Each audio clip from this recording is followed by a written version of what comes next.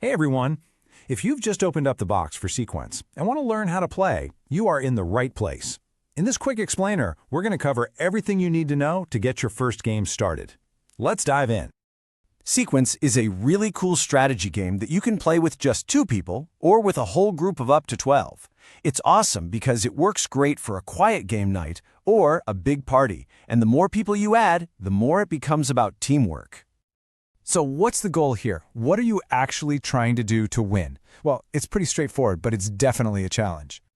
The name of the game is literally your objective. You are trying to build a sequence, and a sequence is just an unbroken line of 5 chips of your team's color. That line can go straight across, up and down, or even diagonally. And that's pretty much it. Your whole mission is to be the very first player or the very first team to lay down the right number of those 5 chip sequences. Alright, so before you can start making any sequences, we've got to get the game set up. Don't worry, this part is super quick and easy. First thing you're going to do is form teams. Just split everybody up into 2 or 3 teams that are as even as possible. Make sure you alternate seating so you're not sitting next to your teammate. Then each team picks a color of chips. And finally, the dealer shuffles both decks of cards together really well and starts dealing them out. Now, how many cards does everyone get? Well, that just depends on how many people are playing. For example, if you're playing with 4 people, everyone's going to get 6 cards. All the leftover cards, you just place those face down in a stack, and that becomes your draw pile. Okay, the board is set. You've got your cards. Now we get to the fun part. Let's talk about how a turn actually works.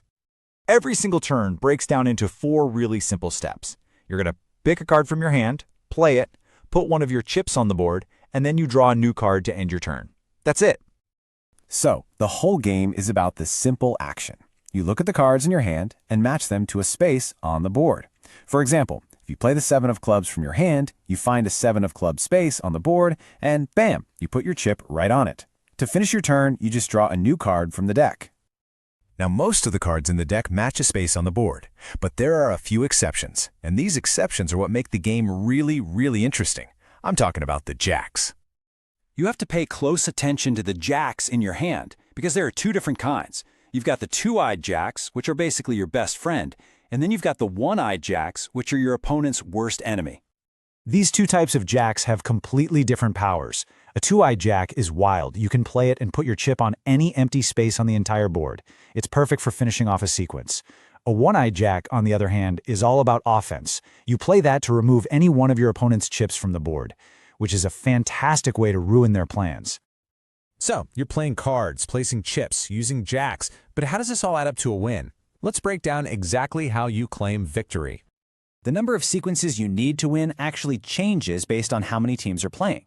If it's a 2-player or 2-team game, the first one to score 2 sequences wins. But if you've got a 3-player or 3-team game going, you only need to score 1 sequence to win it all. And this is a super important rule, so listen up. Once a team completes a sequence, those 5 chips are now locked in place. They are totally safe for the rest of the game, and they cannot be removed by a 1-eyed jack. Alright, before you start playing, I've got a few last-minute tips for you. Just keep these in mind, and your first game will go a whole lot smoother.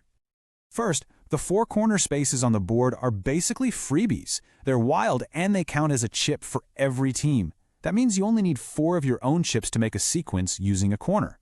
Next, and this is a big one, do not forget to draw a card after you place your chip. If you forget and the next person has already started their turn, you lose your chance and you have to play the rest of the game with a smaller hand. And finally, if you're ever holding a card where both matching spaces on the board are already taken, you can use your turn to discard that dead card and draw a fresh one. And that's really it. You now have all the rules you need to jump in and start playing. It's a fantastic game of planning, blocking, and yeah, a little bit of luck. So go on, gather your team, shuffle those cards, and see what happens. The only question left is, who's going to be the first one to connect 5 and yell sequence? Good luck!